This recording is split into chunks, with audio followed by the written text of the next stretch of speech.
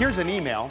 We have these little red bumps all over the leaves on our maple tree, apparently caused by mites. I've looked online and it says I should trim and then spray, but it looks like I need to wear a hazmat suit. Any other suggestions? Those bug infestations on leaves really drive me crazy. And the thing is, you gotta get to it early. Now, when you look at stuff online, there's a lot of harmful chemicals that some of those recommendations are talking about. This is a product from Bonide called Captain Jack's Dead Bug Brew. But don't drink it, not for you. It's for killing the bugs that can munch on those leaves. And it's actually designed for organic gardening. Here's the trick. On a calm day when there's no wind, you want to apply this both to the top of the leaf and the bottom of the leaf early on. And you're going to want to apply it a couple times during the season so that those bugs don't stand a chance of munching on your leaves. Hi Lou, I'm Walter from Brooklyn. I was wondering, when's a good time to start landscaping for the spring and to get your yard ready for summer activities? All right, Walter, you're in Brooklyn, right? So the Northeast has a very different temperature range than the rest of the country.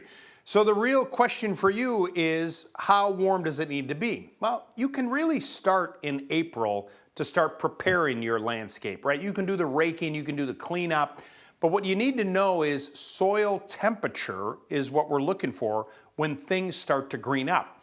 And we want that soil temperature to get above 50 degrees. So as you're doing any kind of planting or digging and putting flowers in, you want to kind of pay attention to the weather. And after it's been warm, like, in the 60s, the 50s, there's no freeze overnight for, say, maybe a week or so, then with confidence, you can do some serious gardening to prep.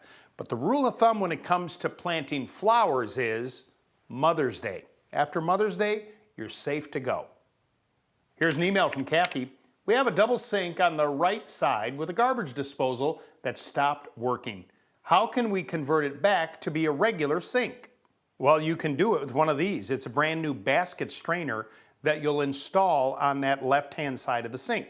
You disconnect the power to the disposal, you remove the body, the motor, everything out of there. Then there's that collar that holds the disposal on the sink. That has to be removed. Then these basket strainers that you purchase, you actually take them apart, and with a little plumber's putty underneath this edge, you slide that into the sink, put that back together and tighten it up. Then you have to rework all the plumbing underneath there to have two traps leading into the outlet that's in the wall. It might be something you need help from a professional plumber.